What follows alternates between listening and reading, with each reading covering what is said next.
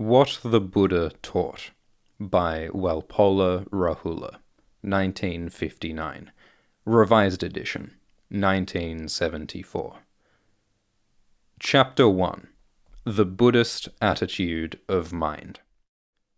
Among the founders of religions, the Buddha, if we are permitted to call him the founder of a religion in the popular sense of the term, was the only teacher who did not claim to be other than a human being, pure and simple. Other teachers were either God or his incarnations in different forms, or inspired by him. The Buddha was not only a human being, he claimed no inspiration from any god or external power either. He attributed all his realization, attainments, and achievements to human endeavor and human intelligence. A man, and only a man, can become a Buddha. Every man has within himself the potentiality of becoming a Buddha, if he so wills it and endeavors. We can call the Buddha a man par excellence. He was so perfect in his humanness that he came to be regarded later, in popular religion, almost as superhuman. Man's position, according to Buddhism, is supreme. Man is his own master, and there is no higher being or power that sits in judgment over his destiny. One is one's own refuge. Who else could be the refuge? Said the Buddha. He admonished his disciples to be a refuge to themselves, and never to seek refuge in or help from anybody else. He taught, encouraged, and stimulated each person to develop himself and to work out his own emancipation, for man has the power to liberate himself from all bondage through his own personal effort and intelligence.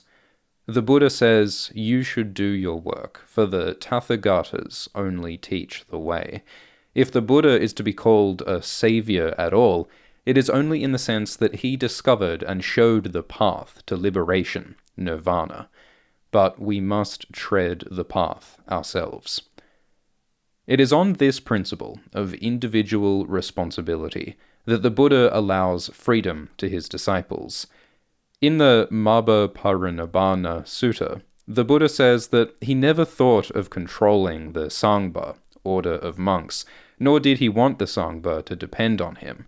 He said that there was no esoteric doctrine in his teaching, nothing hidden in the closed fist of the teacher, or to put it in other words, there was never anything up his sleeve. The freedom of thought allowed by the Buddha is unheard of elsewhere in the history of religions. This freedom is necessary because, according to the Buddha, man's emancipation depends on his own realization of truth, and not on the benevolent grace of a god or any external power as reward for his obedient good behavior. The Buddha once visited a small town called Kesaputta in the kingdom of Kosala. The inhabitants of this town were known by the common name Kalama. When they heard that the Buddha was in their town, the Kalamas paid him a visit and told him, "Sir, there are some recluses and brahmanas who visit Kesaputta. They explain and illume only their own doctrines, and despise, condemn, and spurn others' doctrines. Then come other recluses and brahmanas, and they too in turn explain and illume only their own doctrines, and despise, condemn, and spurn others' doctrines. But for us, sir, we have always doubt and perplexity as to who among these venerable recluses and brahmanas spoke the truth, and who spoke falsehood." Then the Buddha gave them this advice, unique in the history of religions. "Yes, Kalamas, it is proper that you have doubt, that you have perplexity, for a doubt has arisen in a matter which is doubtful. Now, look, you Kalamas, do not be led by reports, or tradition, or hearsay. Be not led by the authority of religious texts, nor by mere logic or inference, nor by considering appearances, nor by the delight in speculative opinions, nor by seeming possibilities, nor by the idea, 'this is our teacher.' But, O Kalamas, when you know for yourself that certain things are unwholesome and wrong and bad, then give them up, and when you know for yourselves that certain things are wholesome and good, then accept them and follow them." The Buddha went even further. He told the bhikkhus that a discipline should examine even the Tathagata, Buddha himself, so that he, the disciple, might be fully convinced of the true value of the teacher whom he followed. According to the Buddha's teaching, doubt, vikikikpa, is one of the 5 hindrances, nivarana, to the clear understanding of truth and to spiritual progress, or for that matter, to any progress. Doubt, however, is not a sin, because there are no articles of faith in Buddhism. In fact, there is no sin in Buddhism, as sin is understood in some religions. The root of all evil is ignorance and false views. It is an undeniable fact that as long as there is doubt, perplexity, wavering, no progress is possible. It is also equally undeniable that there must be doubt as long as one does not understand or see clearly. But in order to progress further, it is absolutely necessary to get rid of doubt.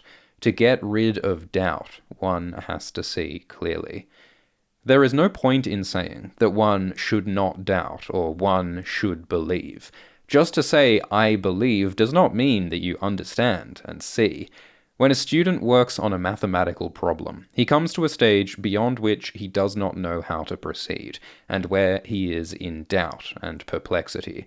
As long as he has this doubt, he cannot proceed. If he wants to proceed, he must resolve this doubt. And there are ways of resolving that doubt. Just to say, "I believe," or "I do not doubt," will certainly not solve the problem. To force oneself to believe and to accept a thing without understanding is political and not spiritual or intellectual. The Buddha was always eager to dispel doubt. Even just a few minutes before his death, he requested his disciples several times to ask them if they had any doubts about his teaching, and not to feel sorry later that they could not clear those doubts. But the disciples were silent. What he said then was touching. "If it is through respect for the teacher that you do not ask anything, let even one of you inform his friend," i.e., let one tell his friend so that the latter may ask the question on the other's behalf. Not only the freedom of thought, but also the tolerance allowed by the Buddha is astonishing to the student of the history of religions. Once in Nalanda, a prominent and wealthy householder named Upali, a well-known lay disciple of Nigantha Nataputta, Jaina Mahavira, was expressly sent by Mahavira himself to meet the Buddha and defeat him in argument on certain points in the theory of karma, because the Buddha's views on the subject were different from those of the Mahavira. Quite contrary to expectations, Upali, at the end of the discussion, was convinced that the views of the Buddha were right and those of his master were wrong, so he begged the Buddha to accept him as one of his lay disciples, Upasaka. But the Buddha asked him to reconsider it, and not to be in a hurry, for considering carefully is good for well-known men like you. When Upali expressed his desire again, the Buddha requested him to continue and respect and support his old religious teachers as he used to. In the 3rd century BC, the great Buddhist emperor Asoka of India, following this noble example of tolerance and understanding, honored and supported all other religions in his vast empire. In one of his edicts, carved on rock, the original of which one may read even today, the emperor declared, "One should not honor only one's own religion and condemn the religions of others, but one should honor others' religions for this or that reason. So doing, one helps one's own religion to grow and renders service to the religions of others too. In acting otherwise, one digs the grave of one's own religion, and also does harm to other religions. Whosoever honors his own religion and condemns other religions does so indeed through devotion to his own religion, thinking, 'I will glorify my own religion.' But on the contrary, in so doing he injures his own religion more gravely. So concord is good. Let all listen, and be willing to listen to the doctrines professed by others." We should add here that this spirit of sympathetic understanding should be applied today not only in the matter of religious doctrine, but elsewhere as well. This spirit of tolerance and understanding has been, from the beginning, one of the most cherished ideals of Buddhist culture and civilization. This is why there is not a single example of persecution or the shedding of a drop of blood in converting people to Buddhism, or in its propagation during its long history of 2,500 years. It spread peacefully all over the continent of Asia, having more than 500 million adherents today. Violence in any form, under any pretext whatsoever, is absolutely against the teaching of the Buddha. The question has often been asked, is Buddhism a religion or a philosophy? It does not matter what you call it. Buddhism remains what it is, whatever label you may put on it. The label is immaterial. Even the label Buddhism, which we give to the teaching of the Buddha, is of little importance. The name one gives it is inessential. What's in a name? That which we call a rose, by any other name would smell as sweet. In the same way, truth needs no label. It is neither Buddhist, Christian, Hindu, nor Muslim. It is not the monopoly of anybody. Sectarian labels are a hindrance to the independent understanding of truth, and they produce harmful prejudices in men's minds. This is true not only in intellectual and spiritual matters, but also in human relations. When, for instance, we meet a man, we do not look on him as a human being, but we put a label on him, such as English, French, German, American, or Jew, and regard him with all the prejudices associated with that label in our mind. Yet he may be completely free from those attributes which we have put on him. People are so fond of discriminative labels that they even go to the length of putting them on human qualities and emotions common to all. So they talk of different brands of charity, as for example of Buddhist charity or Christian charity, and look down upon other brands of charity. But charity cannot be sectarian. It is neither Christian, Buddhist, Hindu, nor Muslim. The love of a mother for her child is neither Buddhist nor Christian. It is mother love. Human qualities and emotions like love, charity, compassion, tolerance, patience, friendship, desire, hatred, ill will, ignorance, conceit, etc., need no sectarian labels. They belong to no particular religions. To the seeker after truth, it is immaterial from where an idea comes. The source and development of an idea is a matter for the academic. In fact, in order to understand truth, it is not necessary even to know whether the teaching comes from the Buddha or from anyone else. What is essential is seeing the thing, understanding it. There is an important story in the Majjhima Nikaya, Sutta number 140, which illustrates this. The Buddha once spent a night in a potter's shed. In the same shed, there was a young recluse who had arrived there earlier. They did not know each other. The Buddha observed the recluse and thought to himself, "Pleasant are the ways of this young man. It would be good if I should ask about him." So the Buddha asked him, "O bhikkhu, in whose name have you left home?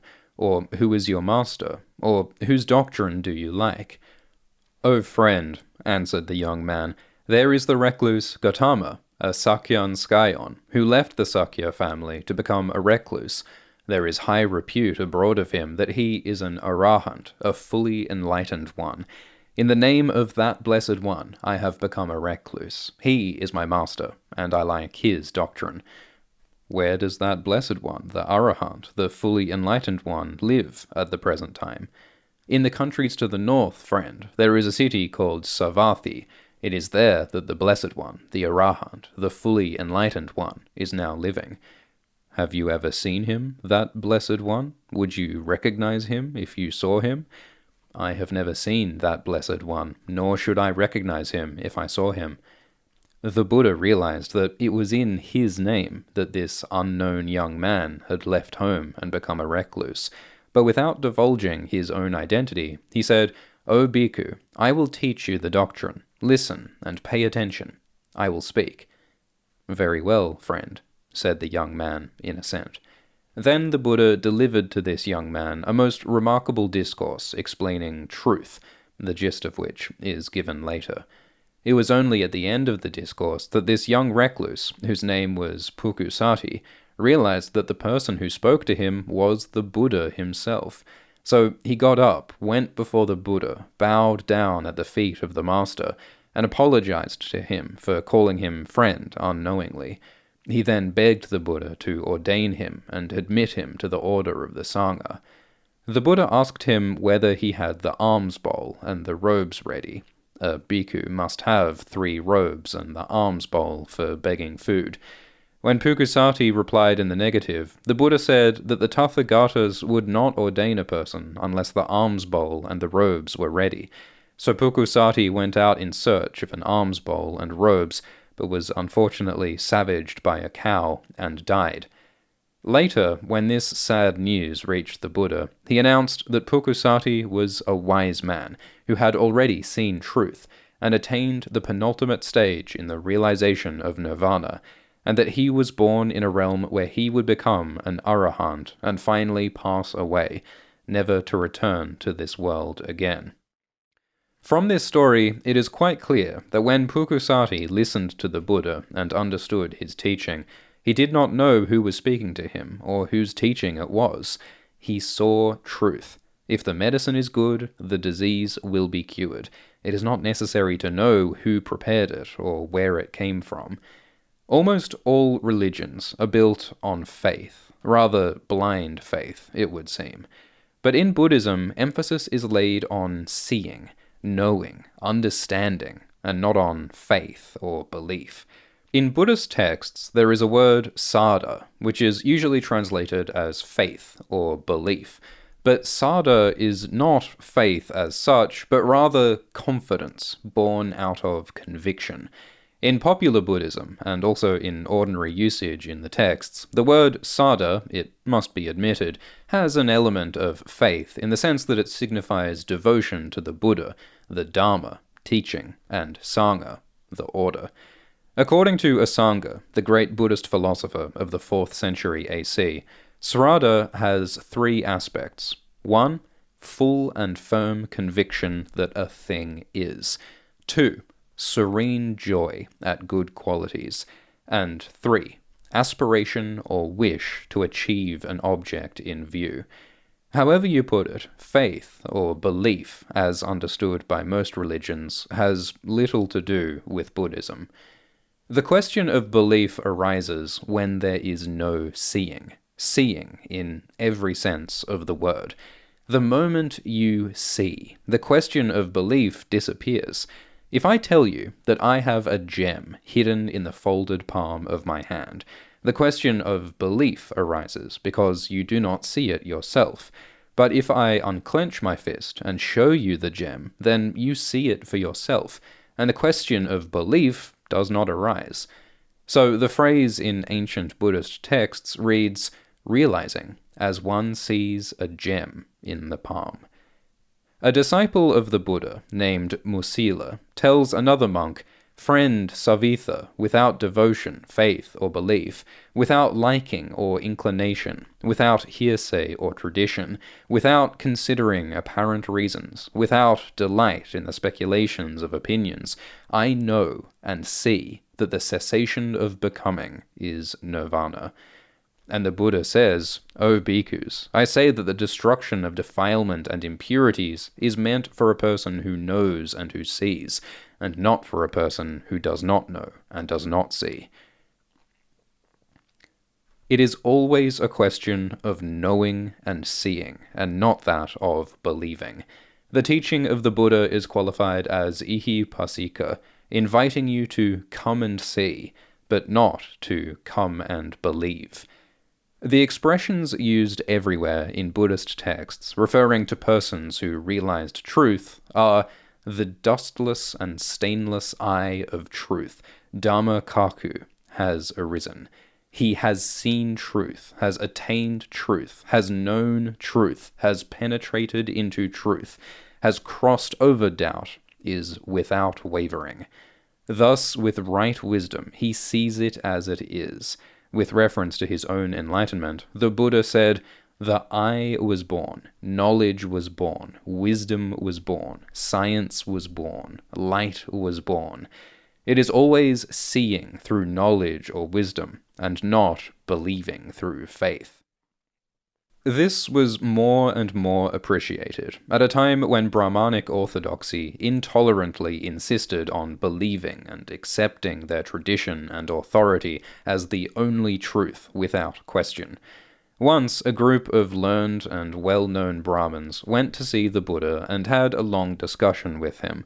One of the group, a Brahmin youth of 16 years of age, named Kapathika, considered by them all to be an exceptionally brilliant mind, put a question to the Buddha. "Venerable Gautama, there are the ancient holy scriptures of Brahmins, handed down along the line by unbroken oral tradition of texts. With regard to them, Brahmins came to the absolute conclusion, this alone is truth, and everything else is false. Now, what does the Venerable Gautama say about this?" The Buddha inquired, "Among the Brahmins, is there any one single Brahmin who claims that he personally knows and sees that this alone is truth and everything else is false?" The young man was frank and said, "No."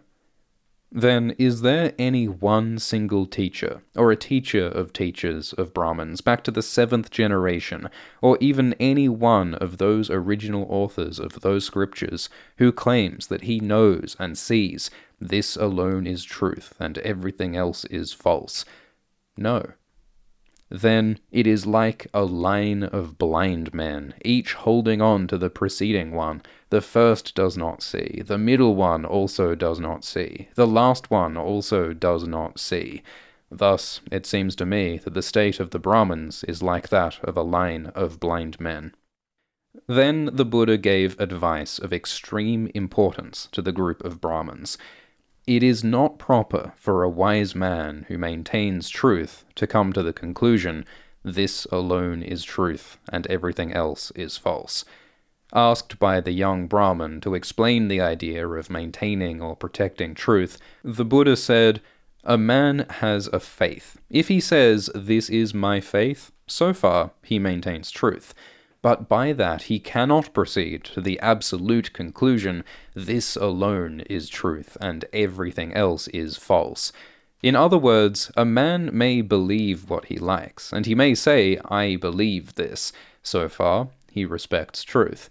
But because of his belief or faith, he should not say that what he believes is alone the truth, and everything else is false."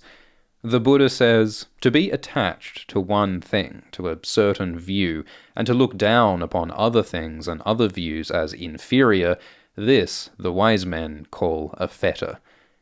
Once the Buddha explained the doctrine of cause and effect to his disciples, and they said that they saw it and understood it clearly. Then the Buddha said, "O bhikkhus, even this view, which is so pure and so clear, if you cling to it, if you fondle it, if you treasure it, if you are attached to it, then you do not understand that the teaching is similar to a raft, which is for crossing over and not for getting hold of." Elsewhere, the Buddha explains this famous simile in which his teaching is compared to a raft for crossing over, and not for getting hold of and carrying on one's back. "O bhikkhus, a man is on a journey. He comes to a vast stretch of water. On this side the shore is dangerous, but on the other it is safe and without danger. No boat goes to the other shore which is safe and without danger, nor is there any bridge for crossing over. He says to himself, 'This sea of water is vast, and the shore on this side is full of danger, but on the other shore it is safe and without danger. No boat goes to the other side, nor is there a bridge for crossing over. It would be good, therefore, if I would gather grass, wood, branches, and leaves to make a raft, and with the help of the raft cross over safely to the other side, exerting myself with my hands and feet. Then that man, O bhikkhus, gathers grass, wood, branches, and leaves, and makes a raft. With the help of that raft, crosses over safely to the other side, exerting himself with his hands and feet. Having crossed over and got to the other side, he thinks, "This raft was of great help to me. With its aid, I have crossed safely over to this side, exerting myself with my hands and feet. It would be good if I carry this raft on my head or on my back wherever I go." What do you think, O bhikkhus? If he acted in this way, would that man be acting properly with regard to the raft? No, sir. In which way, then, would be acting properly with regard to the raft? Having crossed and gone to the other side, suppose that man should think, "This raft was a great help to me. With its aid, I have crossed safely over to this side, exerting myself with my hands and feet. It would be good if I beached this raft on the shore, or moored it and left it afloat, and then went on my way, wherever it may be." Acting in this way, would that man act properly with regard to that raft? In the same manner, O bhikkhus, I have taught a doctrine similar to a raft. It is for crossing over, and not for carrying. You, O bhikkhus, who understand that teaching is similar to a raft, should give up even good things. How much more than you should give up evil things? From this parable, it is quite clear that the Buddha's teaching is meant to carry man to safety, peace, happiness, tranquility, the attainment of nirvana. The whole doctrine taught by the Buddha leads to this end.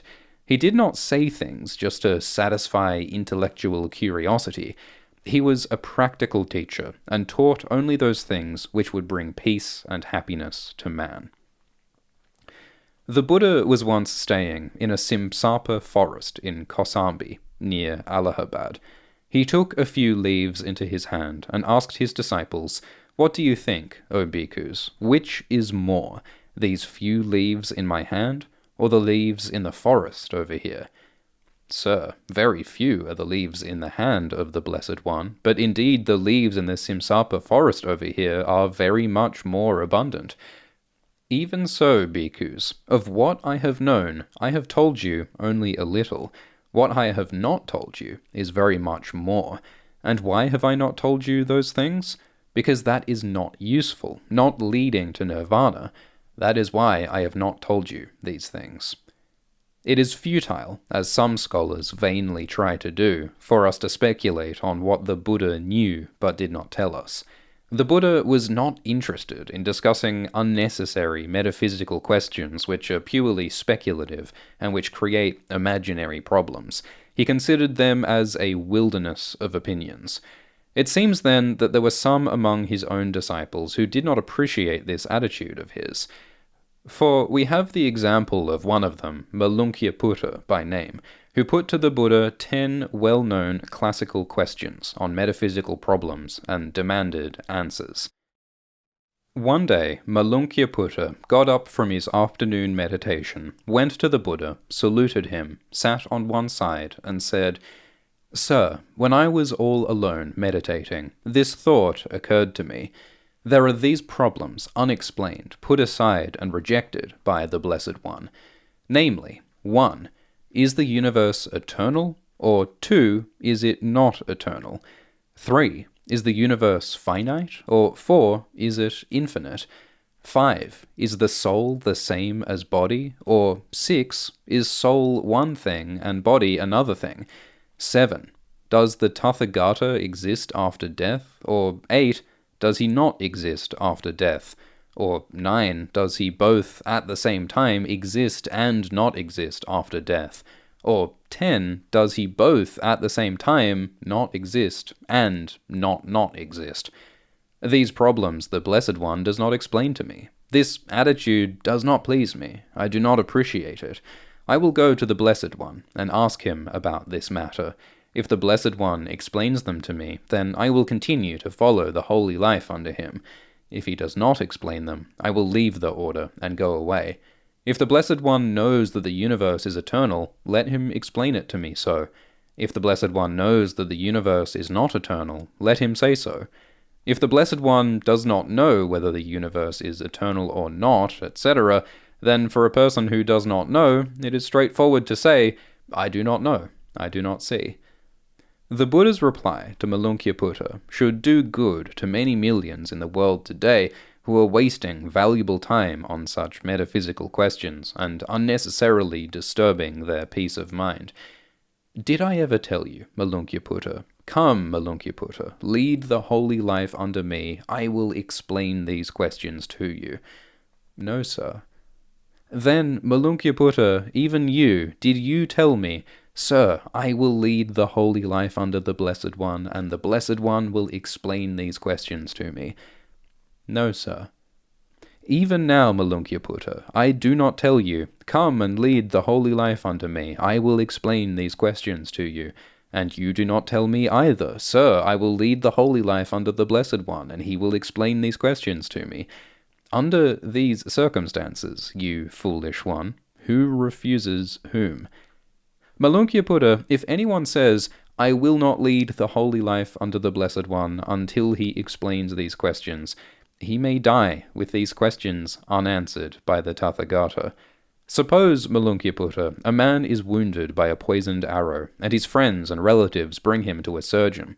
Suppose the man should then say, I will not let this arrow be taken out until I know who shot me, whether he is a Kshatriya of the warrior caste, or a Brahmana of the priestly caste, or a Vaisya of the trading and agricultural caste, or a Sudra of the low caste, what his name and family may be, whether he is tall, short, or of medium stature, whether his complexion is black, brown, or golden, from which village, town, or city he comes, I will not let this arrow be taken out until I know the kind of bow with which I was shot, the kind of bowstring used, the type of arrow, what sort of feather was used on the arrow, and with what kind of material the point of the arrow was made. Malunkyaputta, that man would die without knowing any of these things. Even so, Malunkyaputta, if anyone says, I will not follow the holy life under the Blessed One until he answers these questions, such as whether the universe is eternal or not, etc., he would die with these questions unanswered by the Tathagata. Then the Buddha explains to Malunkyaputta that the holy life does not depend on these views. Whatever opinion one may have about these problems, there is birth, old age, decay, death, sorrow, lamentation, pain, grief, distress, the cessation of which, nirvana, I declare in this very life. Therefore, Malunkyaputta, bear in mind what I have explained as explained, and what I have not explained as unexplained. What are the things that I have not explained? Whether the universe is eternal or not, etc., those 10 opinions I have not explained. Why, Malunkyaputta, have I not explained them? Because it is not useful. It is not fundamentally connected with the spiritual holy life. It is not conducive to aversion, detachment, cessation, tranquility, deep penetration, full realization, nirvana.